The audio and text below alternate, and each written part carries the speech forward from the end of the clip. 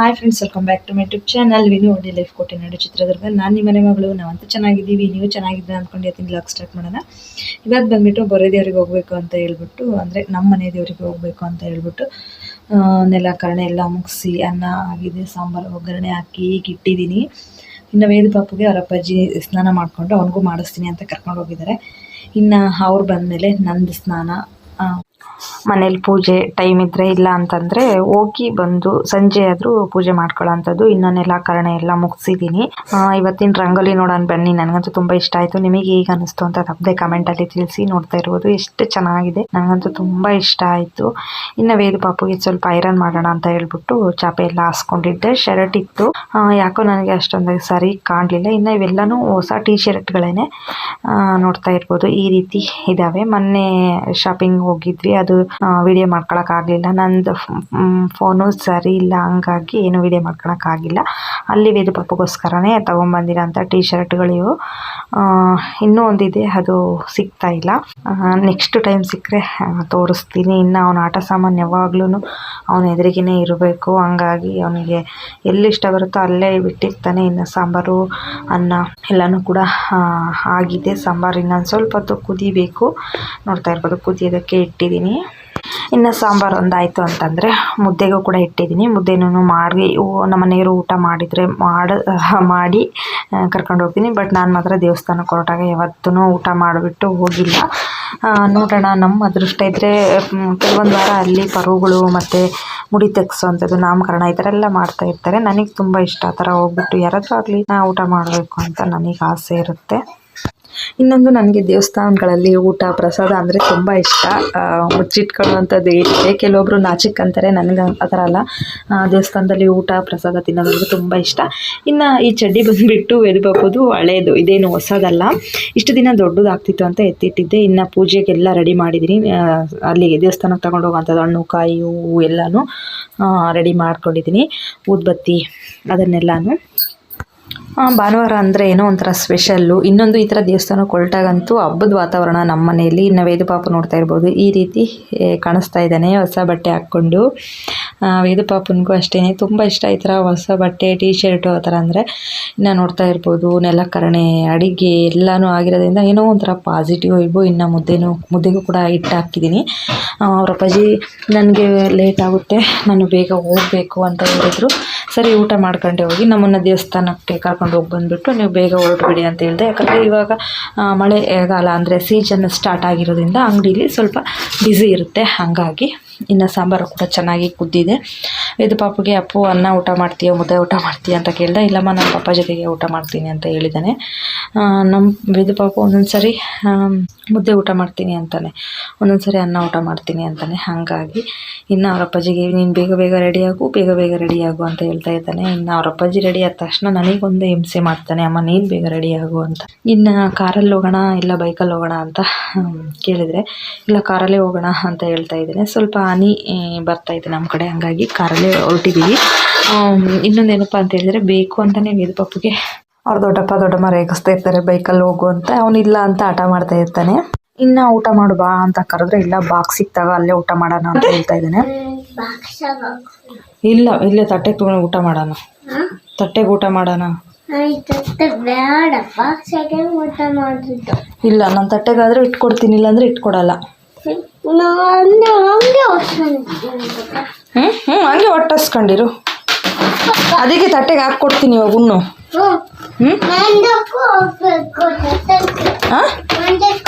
ಅದೇ ಮಂಡಕ್ಕಿನೂ ಹಾಕ್ತಾರೆ ತಟ್ಟೆಗೆ.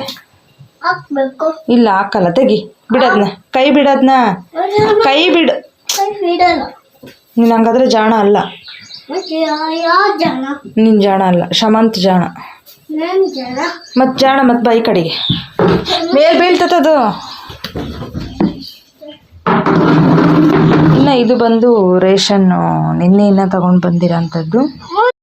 ಈ ಸರಿ ನಮ್ಮೂರಲ್ಲಿ ಬೇಗನೆ ರೇಷನ್ ಕೊಟ್ಟಿದ್ದಾರೆ. ಇನ್ನೇನು ಹೊರಡ್ತಾ ಇದ್ದೀವಿ. ಎಲ್ಲಿಗೆ ಹೋಗ್ತಿದ್ಯಾ? ದೇವಸ್ಥಾನಕ್ಕೆ. ಯಾವ ದೇವಸ್ಥಾನಕ್ಕೆ? ಯಾವ ದೇವಸ್ಥಾನಕ್ಕೆ ಹೇಳು, ಹೇಳ್ಬೇಕು. ದೇವಸ್ಥಾನಕ್ಕೆ. ಯಾವ ದೇವಸ್ಥಾನ?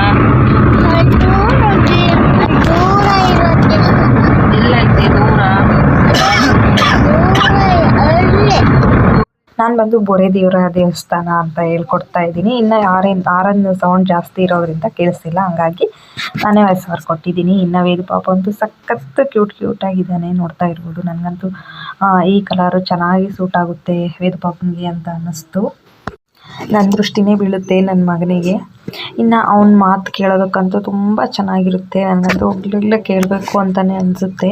ಅವನು ಎದ್ದಿರುವಾಗ ಎಷ್ಟೊತ್ತಿಗೆ ಮಲಗ್ತಾನೋ ಅಂತ ಅನಿಸುತ್ತೆ. ಅವ್ನು ಮಲಗಿದಾಗ ನನ್ನ ಮಗನ ವಾಯ್ಸ್ ನಾನು ಎಷ್ಟೊತ್ತಿಗೆ ಕೇಳಿಸ್ತೀನೋ, ಅವನು ಎಷ್ಟೊತ್ತಿಗೆ ಮಾತಾಡ್ತಾನೋ ಅಂತ ಅನಿಸುತ್ತೆ. ಇದು ಬಂದುಬಿಟ್ಟು ನಮ್ಮೂರಿನ ಸಮೀಪದಲ್ಲೇ ಇರೋ ದೊಡ್ಡ ಟಿ ಬಿಟ್ಟ ಮೇಲೆ, ಅಂದರೆ ರಾಮಜೋಗಿನಲ್ಲಿ ರೋಡ್ ಬರುತ್ತಲ್ಲ, ಅದು ಬಿಟ್ಟು ಇನ್ನು ನೋಡ್ತಾ ಇರ್ಬೋದು ಫಾರೆಸ್ಟ್ ಕಡೆ ಬರ್ತಾ ಇದ್ದೀವಿ. ನಮ್ಮ ದೇವರಿಗೆ ಹೋಗೋವಂಥದ್ದು ಇದೇ ರೂಟಲ್ಲಿ, ಹಾಗಾಗಿ ಇನ್ನು ಬಾಲೆನಹಳ್ಳಿ ಮೇಲೂ ಹೋಗ್ಬೋದು, ಬಾಲೆನಹಳ್ಳಿ ರೋಡಲ್ಲಿ, ಬಟ್ ಸ್ವಲ್ಪ ದೂರ ಆಗುತ್ತೆ ಅಂತ ಹೇಳ್ಬಿಟ್ಟು ಹೀಗೆ ಬಂದಿದ್ದೀವಿ.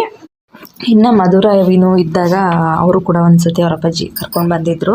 ಅವ್ರು ಇದ್ದಂಗ್ಲೇ ಇನ್ನೂ ಒಂದ್ಸರಿ ಹೋಗ್ಬೇಕು ಅಂತ ಭಾಳ ಆಸೆ ಇಟ್ಕೊಂಡಿದ್ವಿ, ಬಟ್ ಆಗಲಿಲ್ಲ. ಯಾಕಂದರೆ ನಮ್ಮ ಅದರಲ್ಲೇ ಒಬ್ಬರು ಮೆಚೂರ್ಡ್ ಆಗಿದ್ರು, ಹಂಗಾಗಿ ಅದು ಮುಟ್ಟಿನ ಮನೆ ಅಂತಾರಲ್ಲ ಆ ಥರ ದೇವಸ್ಥಾನಕ್ಕೆ ಬರೋವಾಗಿಲ್ಲ, ಹೋಗೋಗಿಲ್ಲ ಅಂತ ಹೇಳ್ಬಿಟ್ಟು ಸ್ವಲ್ಪ ಡಿಲೇ ಆಯಿತು. ಇಲ್ಲ ಅಂತಂದಿದ್ರೆ ಇನ್ನೊಂದು ಮಧುರನ್ನ ಕರ್ಕೊಂಡು ದೇವಸ್ಥಾನಕ್ಕೆ ಬರಬೇಕಾಗಿತ್ತು. ಅವರಿಬ್ಬರು ಮಿಸ್ಸು. ಇನ್ನು ದೇವಸ್ಥಾನದ ಹತ್ರ ಬಂದು ರೀಚ್ ಆದ್ವಿ. ದೇವರಿಗೆಲ್ಲ ಪ್ರದಕ್ಷಿಣೆ ಹಾಕಿ ನಮಸ್ಕಾರ ಹಾಕ್ಬಿಟ್ಟು ಕೂತಿದ್ದೀನಿ. ವೇದ ಪಾಪು ಕೂತಿದ್ದಾನೆ. ಇನ್ನು ಅವ್ರ ಅಪ್ಪಾಜಿ ಪೂಜಾರಿ ಇರಲಿಲ್ಲ, ಹಂಗಾಗಿ ಕರ್ಕೊಂಡು ಬರೋದಕ್ಕೆ ಅಂತ ಹೇಳ್ಬಿಟ್ಟು ಹೋಗಿದ್ದಾರೆ. ಇನ್ನು ವೇದ ಪಾಪ ನಾನು ಒಳಗಡೆ ಹೋಗಿ ಪೂಜೆ ಮಾಡ್ತೀನಮ್ಮ ಅಂತ ಹೇಳ್ತಾ ಇದ್ದಾನೆ. ಪ್ರತಿ ಸಲನೂ ಅವ್ರ ಅಪ್ಪಾಜಿ ಜೊತೆ ಒಳಗಡೆ ಹೋಗಿ ಪೂಜೆ ಮಾಡ್ತಾನಲ್ವ ಗರ್ಭಗುಡಿಯಲ್ಲಿ, ಹಂಗಾಗಿ ಅವನು ಹೋಗಬೇಕು ಅಂತ ಅವನು. ನಾನು ಬೇಡ, ನಿಮ್ಮ ಅಪ್ಪಾಜಿ ಬಂದಾಗ ಹೋಗು ಅಂತ ನಾನು, ಯಾಕಂದರೆ ಅಲ್ಲಿ ಏನಾದರೂ ಉರುಳಿಸ್ಬಿಟ್ರೆ ತೀರ್ಥದ್ದು ಅದೆಲ್ಲ ಅಂತ ಹೇಳ್ಬಿಟ್ಟು. ಇನ್ನು ನಮ್ಮ ಮನೆ ದೇವರು ಇದೇನೆ, ನೋಡ್ತಾ ಇರ್ಬೋದು. ತುಂಬ ಸಲ ತೋರಿಸಿದ್ದೀನಿ, ಇವತ್ತೂ ಕೂಡ ತೋರಿಸ್ತಾ ಇದ್ದೀನಿ. ಇನ್ನು ನೋಡ್ತಾ ಇರ್ಬೋದು ನಮ್ಮ ಕ್ಯೂಟ್ ಪುಟಾಣಿ ಎಷ್ಟು ಚೆನ್ನಾಗಿ ಕೈ ಮುಗ್ದ. ಇನ್ನು ಪೂಜೆ ಎಲ್ಲ ಆಯಿತು. ಅವ್ರ ಅಪ್ಪಾಜಿ ವೇದ ಪಾಪು ನೋಡ್ತಾ ಇರ್ಬೋದು. ಅವ್ರ ಅಪ್ಪಾಜಿ ಯಾವ ಥರ ಮಲಗಿದಾನೋ ಅವನು ಕೂಡ ಅದೇ ಪೋಸನ್ನೇ ಕೊಡೋಕೆ ಹೋಗ್ತಾ ಇದ್ದಾನೆ, ಅದೇ ಥರ ಮಲಗಿ. ಇನ್ನು ಇಲ್ಲಿ ಬಂದ್ಬಿಟ್ಟು ಒಂದು ಮುಡಿ ತೆಗೆಸೋ ಶಾಸ್ತ್ರ ಇತ್ತು, ಮತ್ತು ಬೇಟೆನೂ ಕೂಡ ಕಡ್ದಿದ್ದಾರೆ. ನಾವು ಕೂಡ ಇಲ್ಲೇ ಸಾಕಷ್ಟು ಸಲ ಪರವು ಮಾಡಿದ್ದೀವಿ.